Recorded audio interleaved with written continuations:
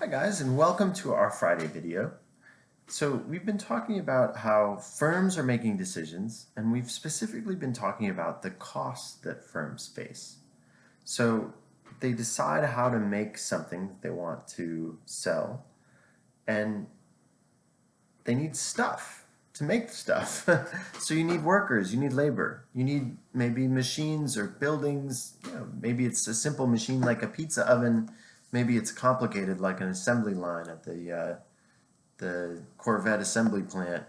Um, Whether it's complicated or simple, pretty much all businesses need some combination of labor, people working, and some form of building or structure or machines.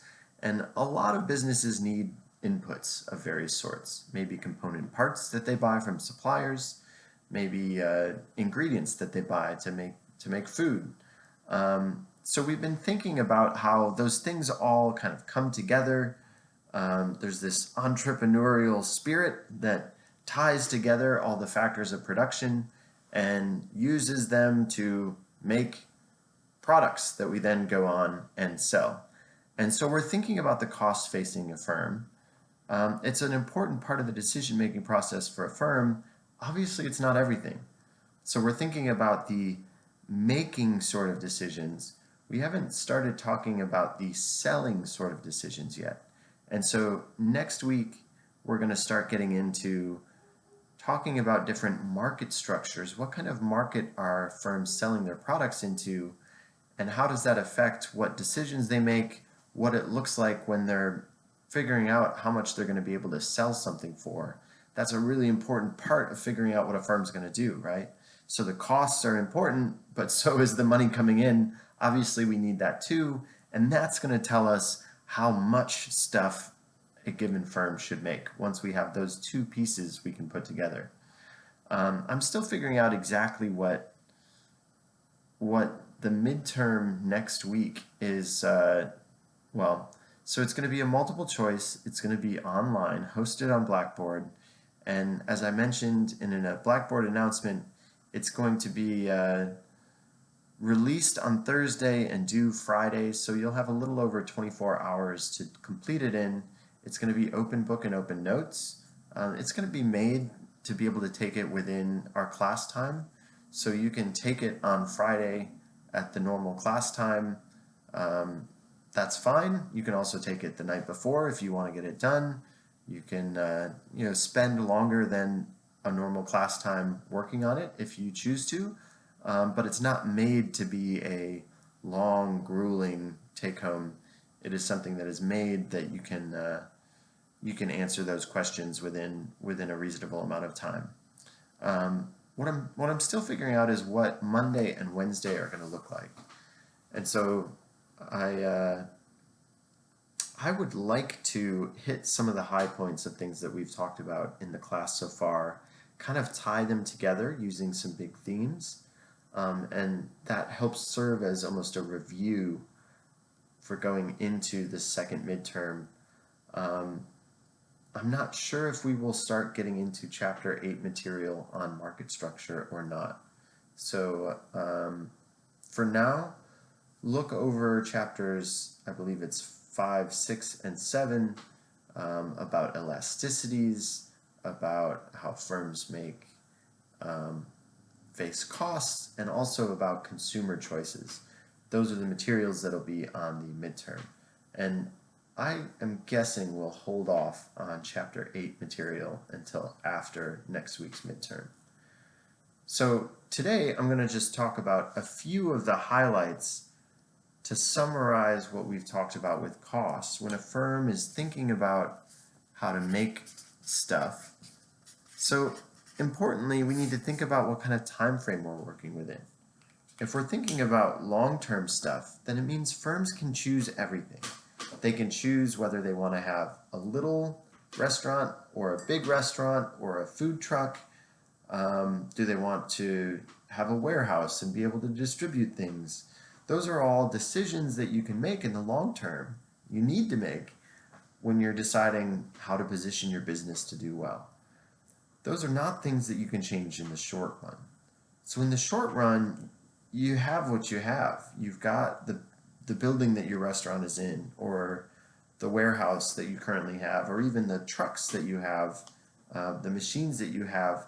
We think of those as fixed in the short run. At least some of them are fixed in the short run. That's how we actually define when to draw the line between short run and long run. In the long run, everything is variable. You can change everything. In the short run, at least one factor of production is fixed. And so you can't change that, so you're working within that fixed amount that you have of capital, whether it's your building or your machines, etc. So we'll think about the short run and the long run. Let's start with the short run. That's easier to wrap our heads around, and we kind of have to know what we would do in the short run in any given situation to be able to figure out where we want to be in the long run. So in the short run, we can think about, we're going to choose how much to make. So I'm going to put quantity on an x-axis here, and I'm going to mark dollars on the y-axis. So this looks really familiar, right? Price and quantity. We've been doing axes like this for the whole semester, and we will continue to do so. So in the short run, let's think about the cost that we have. So we know there's this thing called fixed cost. And so the rent that you're paying for your building, the insurance that you have, those are monthly bills that come due no matter how much you make, even if you make no pizzas, right? So your fixed cost, you're going to have to pay them anyway. They're going to factor into what your average cost is, because your average cost is going to take your total cost, including the fixed ones, and divide it by the number of things that you're making and selling.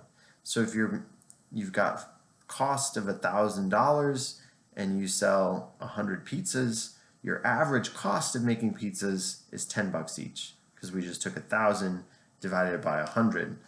We did that in an in-class exercise together, working through actually how you work with these numbers. Now our average cost curve tends to look like a U. Now why does it do that? It starts out high because of fixed costs. Our fixed costs we have to pay no matter what. If we're selling one pizza and we have $800 in fixed costs for our monthly rent, then the average cost for that first pizza is at least $800, because we have that $800 we have to pay. We're dividing it by the number of pizzas that we're selling, and for the first one, that's only one. So our fixed costs are really high. That means our average costs are really high to start with.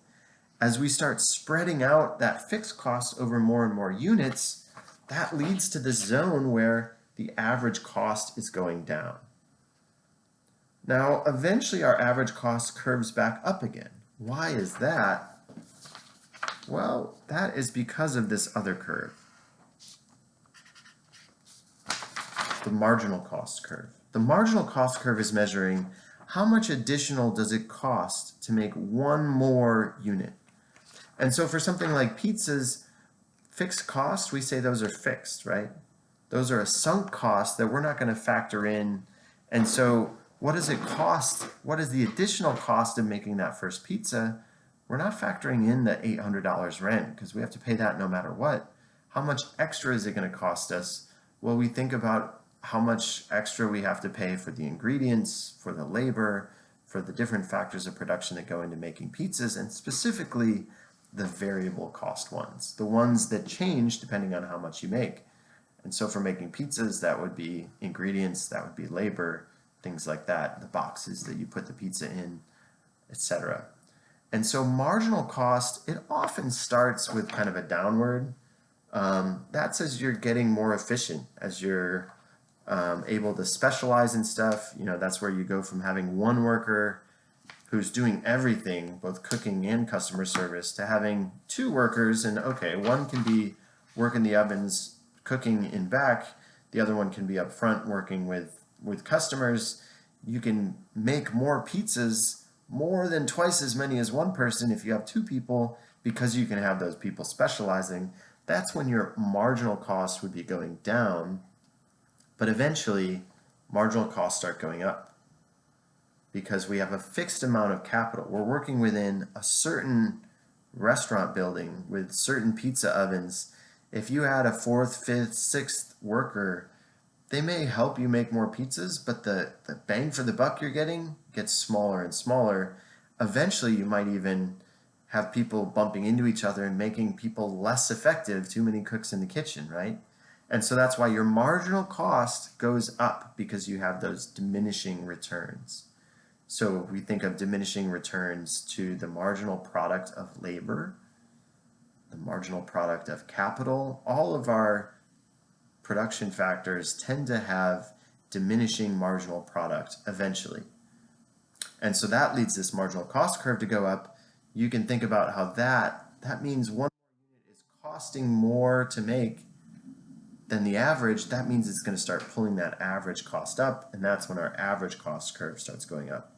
So those are the most important short-run curves for us to understand: marginal cost and average cost. So as we'll talk about later, the marginal cost curve is the most important to think about when we're figuring out how many pizzas we're going to make. We can't say exactly how many we should make yet.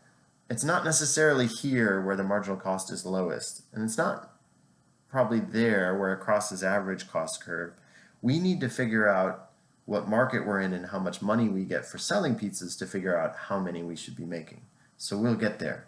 For now, keep in mind this marginal cost is really important. That's going to end up basically telling us where our supply curve is for our supply-demand charts.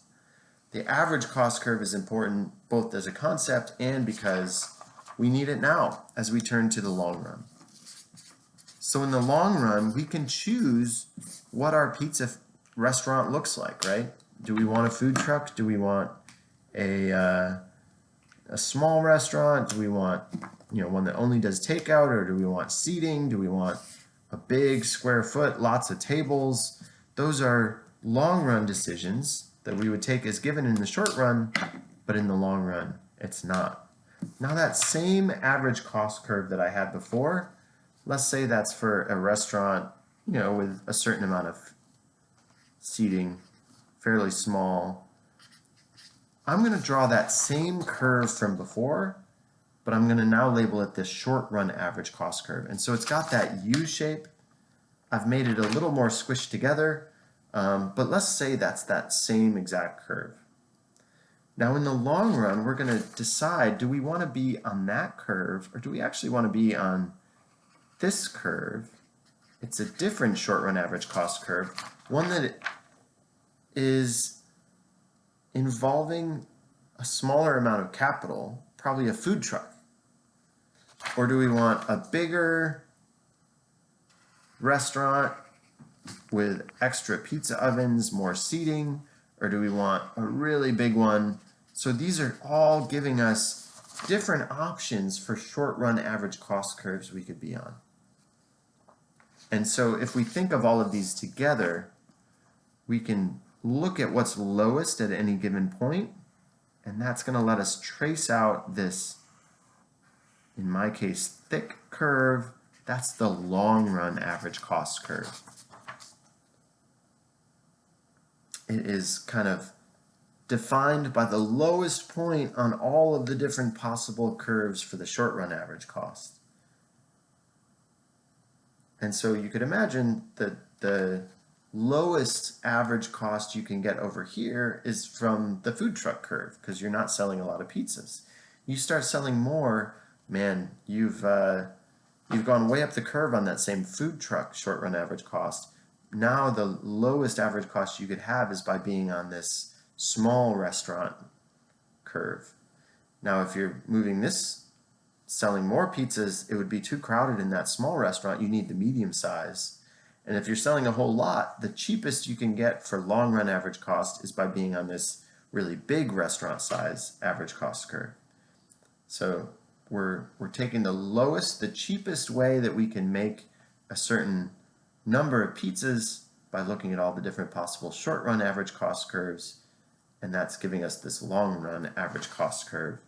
And this is where we think about the downward sloping part, economies of scale. as we get bigger, our average costs can get smaller. So if our industry is like this, then it's actually cheaper for a medium-sized restaurant than for a food truck as far as average cost per pizza. And so we would tend to see over time more restaurants that are kind of medium-sized or at least small as opposed to food trucks, because they can sell pizzas at a lower price. That means they could compete on price and undercut and force the food trucks out of business. I don't know if this is what the actual curves look like in the pizza industry, but you can think about, Domino's and Little Caesars, and people can offer pizzas for quite a low price. That means they have a low long-run average cost. Now, there's sometimes this area in the middle where things are kind of flat, so your average cost isn't changing much. That's constant returns to scale. So that's if you're looking at kind of a flat area at the bottom of your long-run average cost. Once you get over to where things bend up, we call that diseconomies of scale.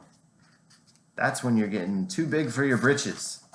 You get bigger and you don't get more efficient and cheaper per unit, you actually get more expensive per unit. And so that's when you've got these big bureaucracies to work with. There's, many people would say aspects of the government are over here, where it's such a behemoth that there's this like institutional momentum that's hard to overcome, and you can't make quick decisions, and people don't relate to other people even within the same unit, let alone the same business, because the business is just so big. That's when you often see average cost actually going up as you scale up.